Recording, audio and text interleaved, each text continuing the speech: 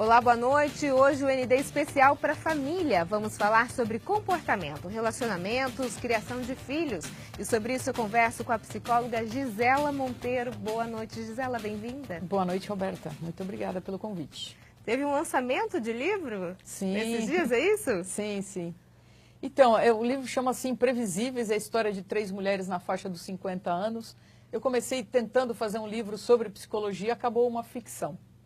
Mas você não pensava em escrever uma ficção, na verdade? Não, não pensava. Era um livro sobre relações entre pais, principalmente as mulheres, com seus filhos adolescentes, né?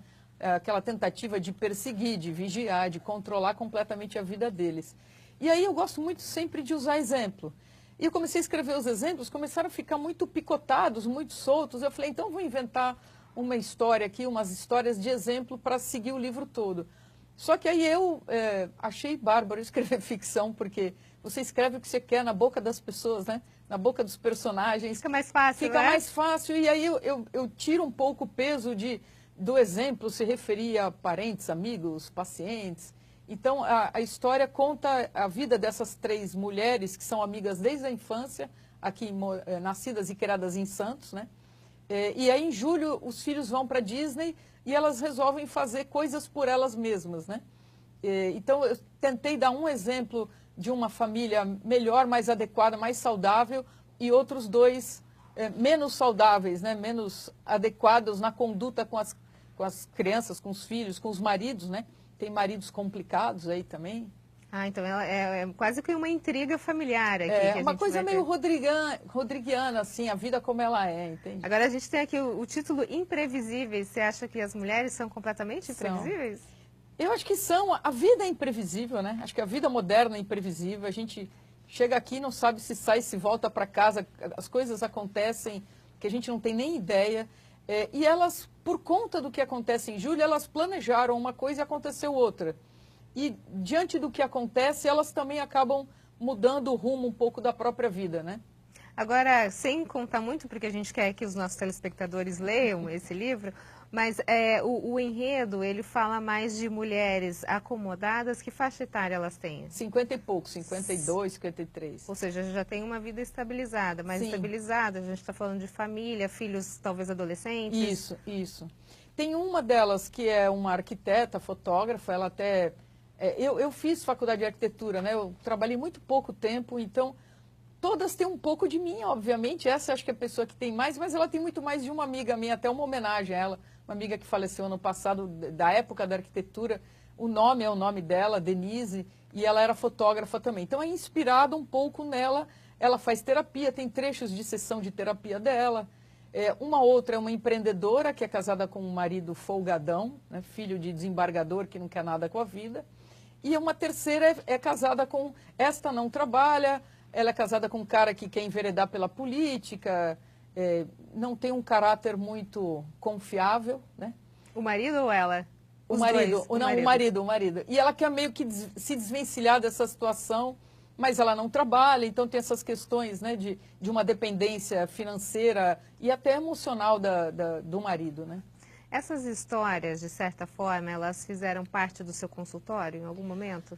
Então, eu não tenho uma inspiração, cada uma delas, tanto das mulheres como dos maridos e tal, tem pedaços, né? Eu não consegui criar do nada, pegar a pessoa e inventar uma personalidade solta. Então, eu pego um eixo, né, de um jeito, de um certo traço de personalidade, e aí eu vou compondo coisas, né? Eu procurei e acho que não tem ninguém identificável, ninguém ali que seja um retrato, né? A gente está falando dessas personagens de 50 anos. Isso. Hoje você, Gisela, como psicóloga, como é que você traçaria o perfil da mulher brasileira de 50 anos? É uma mulher que tenta mudar, dá uma analisada na vida dela, de repente dá uma guinada, faz umas loucuras. Quem é a mulher de 50 anos hoje? Então, a mulher de 50 anos é justamente a minha faixa etária, né? Não é à toa que sai um livro sobre isso. São as pessoas com quem eu convivo bastante. Eu acho que até um pouco menos, a gente, em vez de pegar só 50, acho que a gente pode pegar 45, 40 e poucos a 50 e poucos. Eu acho que a minha geração pegou uma transição muito grande da tecnologia, né, e dos princípios, dos valores, dos papéis sociais. Estão todos muito colocados em xeque hoje, né? Então, eu dei aula na universidade, no curso de psicologia, durante 20 anos. É comum a gente ter homens também, mas mais mulheres, fazendo psicologia com quase 40 anos, né? É a idade que você tem metade da vida, vamos dizer. É mais difícil você mudar completamente aos 60, adquirir uma... tem casos, mas é mais raro. Então, perto dos 40 é aquele momento que você fala, bom, se eu vou virar agora. Né? Daquela crise de consciência, né? Pensa, o que eu vou deixar de legado? Acho que todo mundo acaba pensando nisso, né? E você tem um tempo de será que é isso que eu tô construir fazendo uma que eu outra... quero da minha vida? Você tem tempo de construir uma outra carreira. E aí você fala, será que daqui para frente eu vou continuar do jeito que eu sou? Não do jeito que eu sou, mas a vida que eu tenho, ou eu tenho alguma condição de modificar? E cada vez mais a gente vê... quando eu era criança, uma mulher de 50 anos era uma senhorinha. Sim. De cabelinho branco, de casaquinho e tal. Né? Estava fazendo hoje, tricô lá para os netinhos. Fazendo ponto, lá né? Passivamente, cozinhando, fazendo bolinho de chuva e tal. Né? Hoje a mulher de 50 está aí na vida. E ela está tentando se adaptar e compreender essa nova realidade dos filhos. A gente estava falando sobre os nossos filhos. Prepare-se, né? Porque... Vem chumbo por aí. Vem chumbo. As meninas, eu aprendo muito com elas porque são feministas, são todas as questões dos papéis, do que é ser mulher e ser homem, estão revirados, né? E a gente, eu acho que nós estamos, a nossa geração, está tentando se debater e compreender e acompanhar isso, né? Essa questão que você tocou, eu acho que é bastante importante, que é a questão da mudança de valores, né? A gente está vivendo um momento em que os valores, eles estão sendo, eu posso dizer que eles estão sendo trocados, às vezes omitidos, às vezes desprezados, enfim, às vezes substituídos. E a sociedade, ela está mudando os conceitos, o que antes era absoluto, hoje já está relativo, né? Agora, como é que uma mãe de 50 anos, como é que ela se adequa a esse novo nível de educação e o que a sociedade acaba empurrando, às vezes, goela abaixo, na sua família? Essa pergunta eu acho que é a mais importante para mim, porque é o gancho do livro, né? A mãe que eu considero, a Denise, que é a personagem do livro, o jeito que ela tem para lidar com a filha, ela teve só uma filha, e no parto dessa filha ela teve que tirar o útero, né? E não pôde ter mais filhos. Mas, apesar de ser a filha única, ela é uma mulher que tenta entender a realidade, né? E não se opor. Então, quando a gente fala de mudança de valor, então eu falo do feminismo.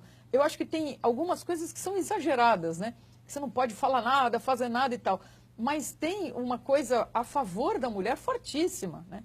O homem só não pode engravidar, parir e amamentar. Todo o resto ele pode fazer. Né? Então, por que a gente que fica sozinha carregando e usando aquele verbo, o seu marido te ajuda? O marido não tem que ajudar, ele tem que dividir. Né? Ele não pode, de fato, amamentar, mas ele pode fazer todo o resto, pode limpar bumbum, pode trocar fralda, pode ir para a escola, pode botar as crianças para a escola, ele pode fazer tudo. Então, esses valores, eles estão sendo ressignificados, repensados, e tem muita coisa boa. Acho que a gente também não pode achar que é tudo horroroso, que está tudo virado do avesso. Eu acho que a sociedade está em transformação, a gente tem que estar perto, não perto vigiando, controlando, participando, né? Tentando entender, conversando, ouvindo. Outro dia eu ouvi um podcast, agora eu sou fã de um podcast que as minhas filhas ouvem, metade eu não entendo. A cultura pop, algumas coisas, mas tem muita coisa que eu acho muito bacana. No próximo bloco a gente continua a falar sobre comportamento, mas antes eu tenho um recado para você. Meu amigo pedreiro, eu quero falar com você. A gente sabe que mais que vender seu peixe, é importante mostrar. Mostrar que você é zeloso, rápido, prestativo, eficiente, mão e pé na massa mesmo. Mas para fazer tudo isso aí, tem que ficar vivo e ligado. Então se ligue nessa mensagem da CPFL. Antes de eu falar mais, assiste aí. A força de um guardião está na atitude. Está nas palavras. Na habilidade de enxergar riscos. Na proteção da vida em qualquer campo. Um guardião leva a vida, não leva choque. E eu digo, chega de choque. Eu espalho, chega de choque. Eu sou, chega de choque. A força do guardião está no comprometimento com a vida. Juntos, somos guardiões dessa causa. Venha fazer parte. Viu alguém montando andaime perto da rede elétrica? Deu chega mais. Afinal, o único choque que pode levar é o da realidade. Já diz logo, ô companheiro, fica vivo aí, chega de choque. Barra de ferro, andaime e materiais metálicos têm que ficar longe dos fios e da rede elétrica. Não vacile. Sabia que muita gente toma choque na obra quando está manuseando a barra de ferro ou o extensor de pintura de costas? A gente não tem olho na nuca, não é mesmo? Então fique vivo, fique de olho. Quer passar essa informação adiante? Acesse chegadechoque.com.br, mande mensagem para os colegas, compartilhe nas redes. Você é importante nessa causa. É um guardião da vida dentro e fora da obra.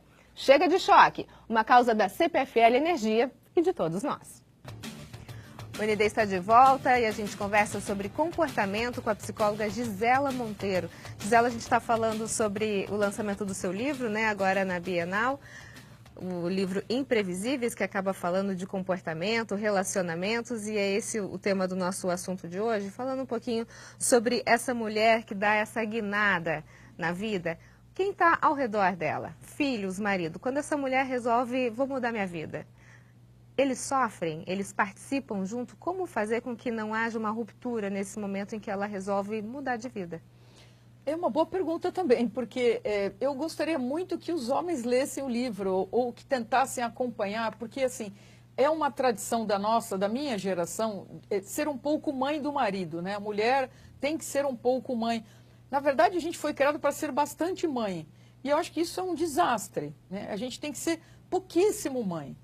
O homem, se a gente pudesse fazer uma comparação de que conjuntos, né, da matemática, a mulher é A, o marido é B, e aí a parte da intersecção é a parte do casal. Então, eles têm que ter identidades diferentes, vidas diferentes, questões diferentes, e uma vida em comum, que podem ser filhos, a família, o futuro, né, as despesas.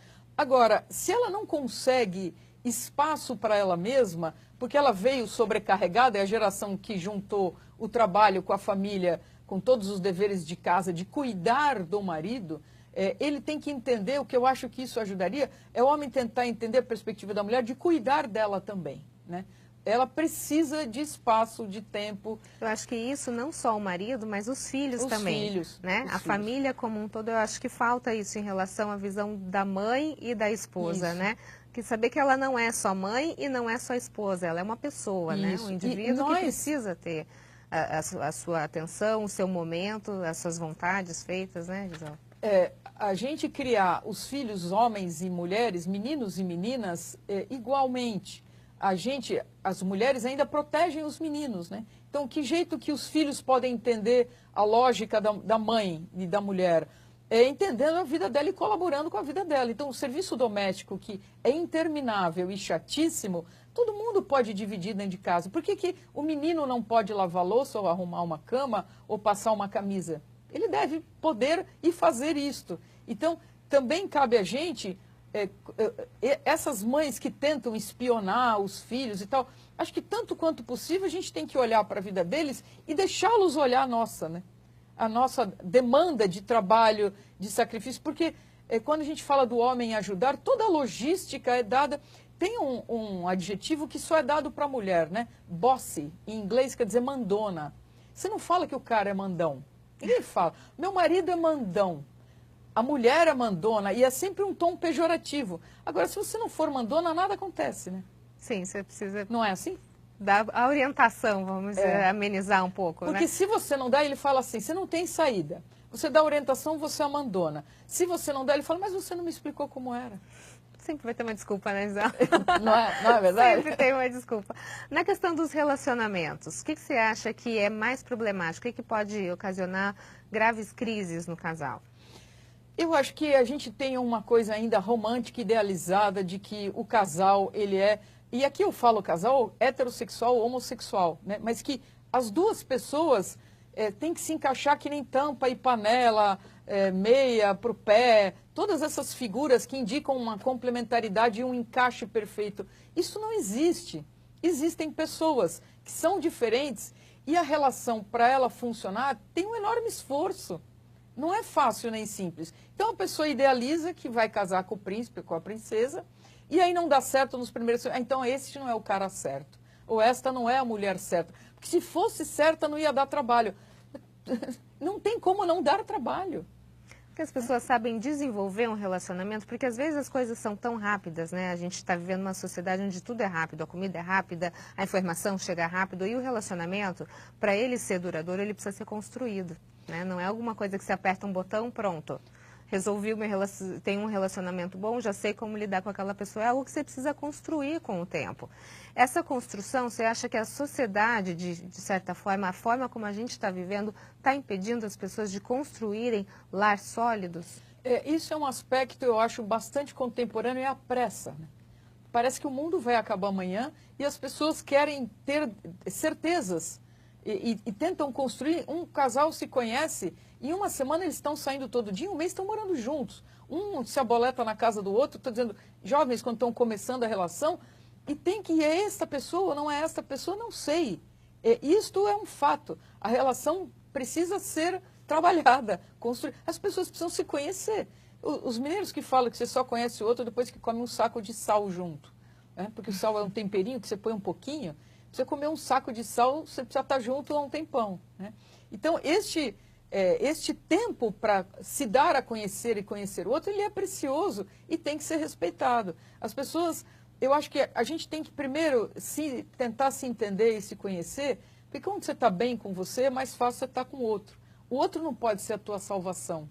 Você não pode só ser se eu estou com o outro, né? Na verdade, acho que o segredo não está em a gente ser feliz, é em fazer o outro feliz. Se as duas partes fizerem isso, os dois se complementam, sim, né? A gente tem a ideia de que está na complementação quando a gente está apaixonado. Só que a paixão acaba. Ela dura 1 ano e meio, 2, porque ninguém aguenta viver apaixonado. É fisicamente insuportável. Cansa, né? Cansa, exatamente. Então, passado este tempo, a questão é cultivar para que se transforme em amor, em companheirismo, em sexo, em afeto, em tudo que compõe uma relação. Okay, no próximo bloco a gente continua a falar sobre comportamento. Nós voltamos em instantes. Até já. O ND está de volta e o nosso assunto de hoje é comportamento e eu converso com a psicóloga Gisela Monteiro. Gisela, vamos falar um pouquinho sobre criação de filhos?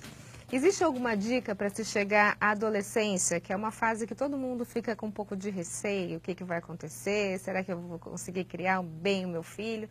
Tem alguma receita para se adquirir o sucesso nessa fase? Eu acho que a receita passa por uma paciência muito grande e por um acompanhamento da vida dos filhos, né? Com quem ele anda, o que ele está fazendo, onde ele está, e com espaço para que ele ou ela, possa viver a sua própria privacidade, ter seus sonhos, contar os seus segredos, né? Essa história da gente vigiar e perseguir, espionar os filhos, eu acho muito ruim. Porque se também você descobre alguma coisa inadequada, você vai chegar para ele e contar, e como você soube disso? E aí você quebra a confiança, né? Revelando que você o espionava, quebra-se uma confiança que eu acho que é muito importante. E uma vez quebrada, é difícil reconstituir, né? Então, acho que a gente tem que ter bastante paciência para acompanhar este período. É um período que a identidade está se organizando em torno, assim, identidade sexual, identidade profissional, identidade de gênero, né?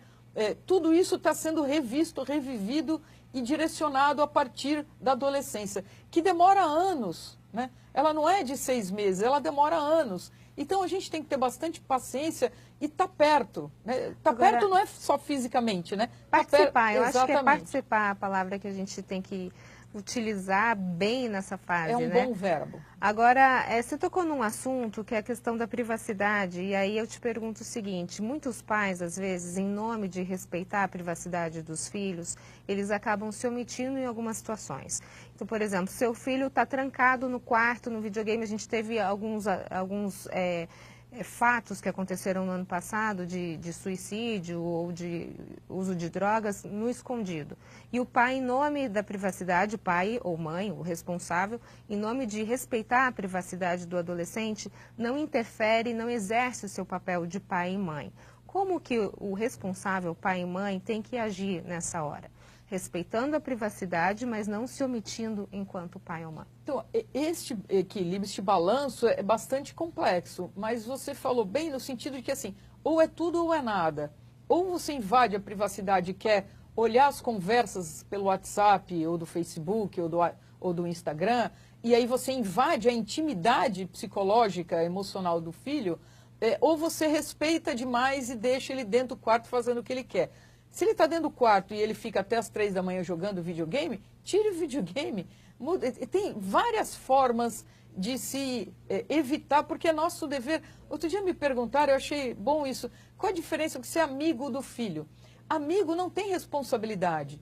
Se a gente é amiga e eu faço alguma coisa inadequada, você pode até sentir no dever de me falar, mas não é sua responsabilidade. Mas os pais são responsáveis, né? Então, não estou dizendo que são responsáveis por absolutamente todo o comportamento, mas pelo uso de droga, de álcool, por ficar até as 3 da manhã jogando na internet e tal. Então, assim, ele tem como ter a privacidade. Por exemplo, se você ficar com a porta trancada, ele pode perfeitamente deixar a porta destrancada, o pai bate e pede licença para entrar. Não precisa estar trancada. Se você combina este respeito. E vice-versa também o quarto dos pais, né? Você pode deixar a porta fechada e alguém antes de entrar bate. É perfeitamente possível equilibrar estas duas coisas. E só mais uma coisa. Você acha que a gente tem que pecar por alguma coisa que seja pelo excesso, não pela falta? É preferível você estar mais perto e até ser um pouco de mais do que de menos.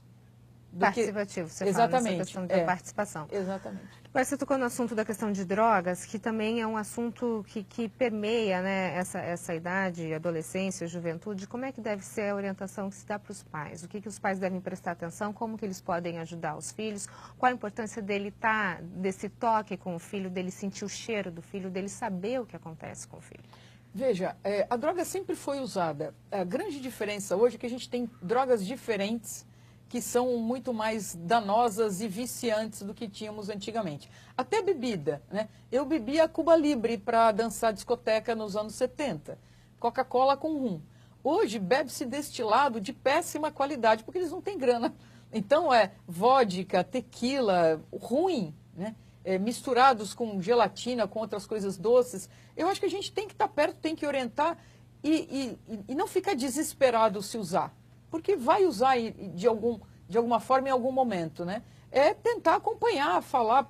O que eu acho que a droga tem sido muito usada como automedicação, como um calmante ou um estimulante em determinadas situações. E se precisa dessa mediação química, o que está se passando para que isso seja necessário, né? A gente tem que entender isso. A gente está no finalzinho do nosso programa. Eu gostaria que você desse uma dica para os pais, então, em relação ao relacionamento dos casais e da criação dos filhos. Eu sugiro, primeiro que é muito difícil a gente falar genericamente para todo mundo, mas eu sugiro usar este verbo que a Roberta falou aqui, de participar, de acompanhar, de estar junto. Eu acho que às vezes os pais ficam muito voyeuristicamente, sabe, aquela coisa espionando e se deliciando com a vida dos filhos, fazendo coisas que eles não podem mais fazer. Então, eu acho que é importante os pais cuidarem da própria relação e cuidarem da relação dos filhos, acompanhando os caminhos que eles escolherem. Cris Gisela, muito obrigada pelas suas informações. Eu que agradeço, Roberto. O ND fica por aqui. Uma ótima noite para você. Fica agora com o Jornal da Band. Até mais.